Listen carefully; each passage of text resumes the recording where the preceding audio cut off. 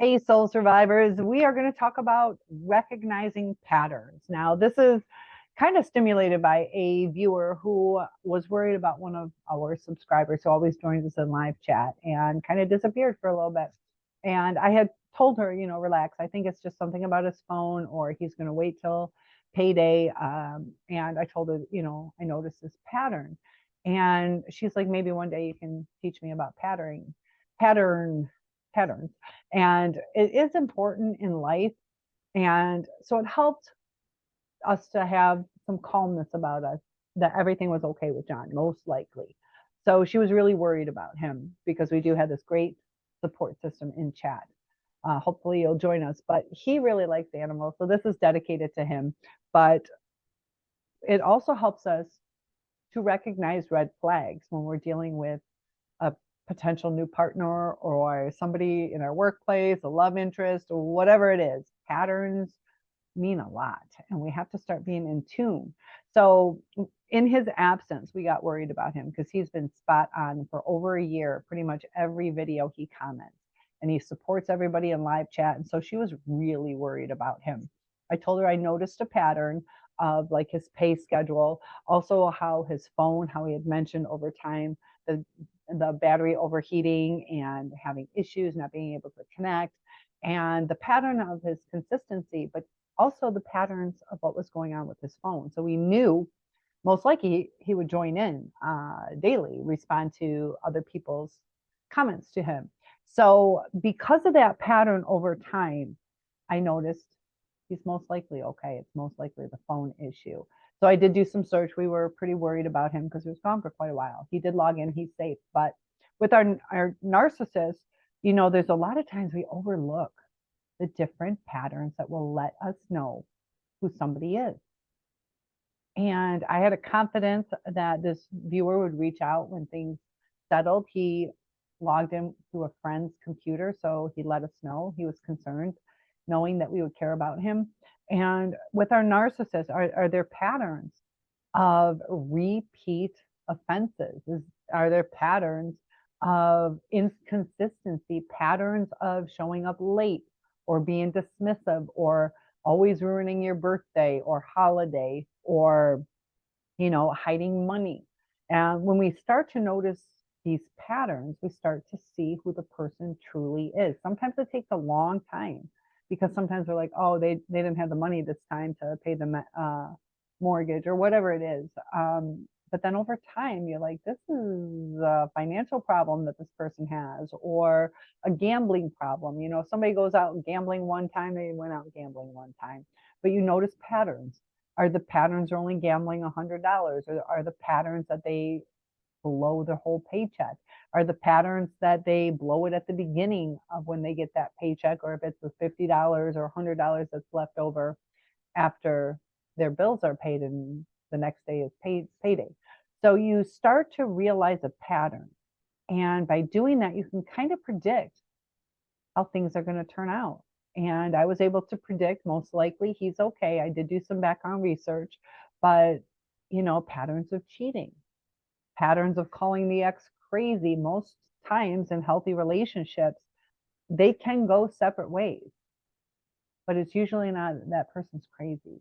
But there are crazy people out there, so it's really hard to tell sometimes. But by utilizing pattern recognition, whether they blew off their kids after they got divorced, now they're with you, that they're able to blow off people that should be close to them, little things like that will give you insight into how they will treat you. And it gets confusing because during the love bombing stage, you don't always see that, so you have to look on outside sources.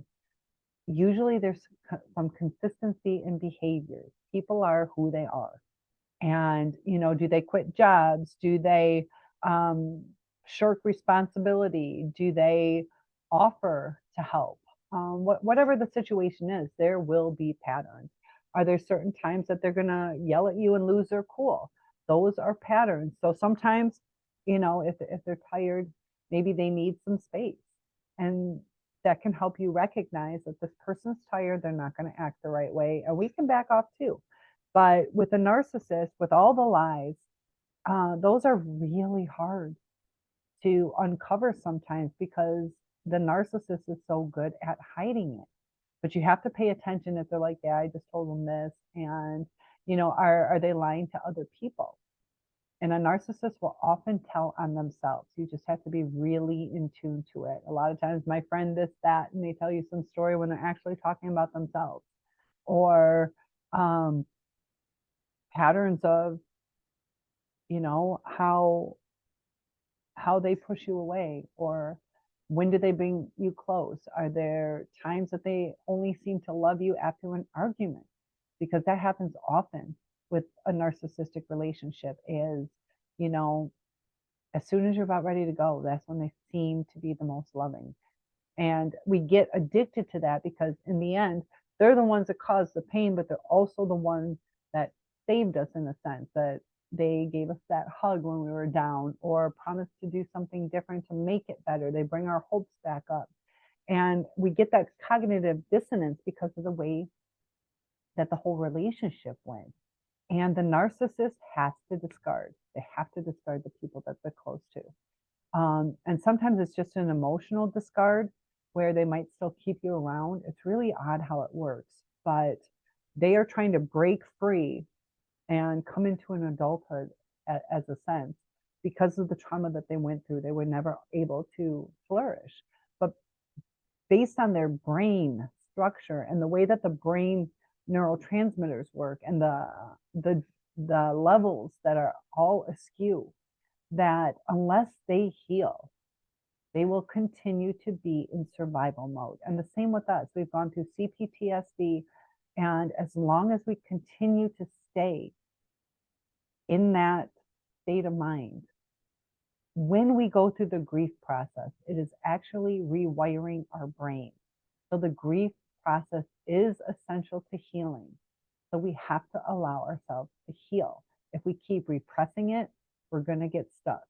And I have a lot of videos. I'm going to start focusing with some more healing videos. And I'll give you all the information you need on narcissism, because the more you understand about it, the easier it is to overcome.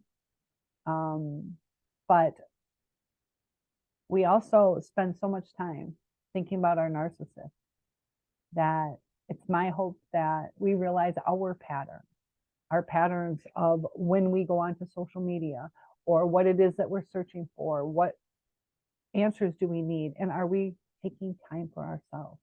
What is our pattern on ourselves? Do we wake up and promise ourselves the best day possible, or do we dread it? Because our attitude will affect how our day turns out. It'll affect if we're more on edge or more forgiving. So recognize the patterns in yourself, recognize the patterns in other people, and stay true to yourself. Try not to seek revenge. That's going to change how others perceive you. And your reputation is something to uphold. And let karma unfold on its own. But patterns are important. If you start wondering, you have a new relationship, are they going to call me? And you have to recognize, yes, if I give them some time, they do call me. And we also have to give people some grace. They can't always get back to us in a day, but are they upholding? You can have good communication, like, okay, I understand you can't get back to me right away. When can we talk?